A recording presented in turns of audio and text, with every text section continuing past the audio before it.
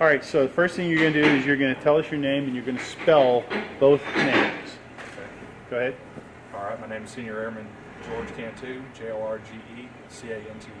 Okay. And where do you work?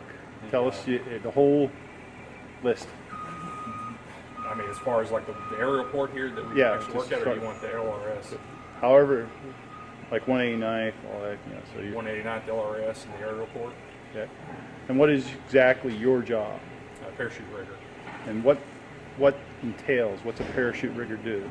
Well, as far as our parachute rigging duties, we actually come here to the shop. We'll actually prepare those parachutes. Anything that needs to be rigged, we have our TOs that we actually have to go by to step-by-step perform those parachute packing procedures. Okay. Once they're packed, we'll rig them on the platform. For an example, like the one that we've got here that we painted. Once that is rigged up, we have an inspection process to verify that everything has been done according to the TO.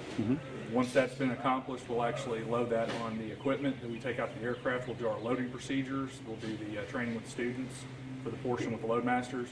And then once that happens, they'll do the flyover. We will travel to the drop zone, Blackjack. Once we arrive at Blackjack, we will actually wait for the airdrops to come over. They'll aerial delivery those drops. And once they do, we will retrieve, recover, and bring those back on the 18-wheeler and utilizing our AT. How many of these do you do on a normal day? With us having picked up the mission from active duty, I would say on average, I would say four a day, 5 a day, something along those lines. Okay. So you're rigging 4 or 5 of these every day. Correct. All As right. well as the CDS that are behind us. Okay. And this is for training purposes? Correct. Unilateral training load. Okay. So what does this load represent? I mean, what's it? Its purpose would be to signify or replicate a real-world operation when it would be considering cargo, or it could be a combat situation. Okay. So, all right. Tell us about this particular load. Now, is it called a load or a pallet? What would you call? This is a heavy pallet or a heavy training load. Okay. So tell us about this one in particular.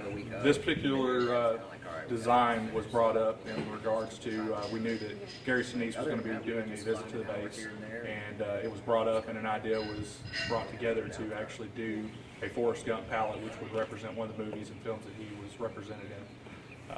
Once we started doing the planning and the layout, we got a scheme of essentially what we wanted to do, myself and Staff Sergeant McLeay. We were just drawing out, trying to get ideas. He started with the Tom Hanks portrait or mural on top first, and once he got that started, I started on the USO symbol on the front, and we just started working from there, working our way around the sides from the top. The last thing that actually occurred was the Gary Sinise and the Lieutenant Dan band on top. I actually painted that the day of his visit. Now, you met Gary Sinise, and he signed this, so tell us a little bit about that. We did. His schedule was pretty hectic. We had some bad weather, so it was quite an accomplishment for him to be able to make it in with his schedule the way it was, trying to do his concert for the base that night as well. He did come in, very gracious, told us about his history, about his family member's service on his side and his wife's side as well. So what was his reaction when he saw the pallet? He was quite overwhelmed. It was quite an experience to see how much he appreciated the hard work and the time it took to put into painting this.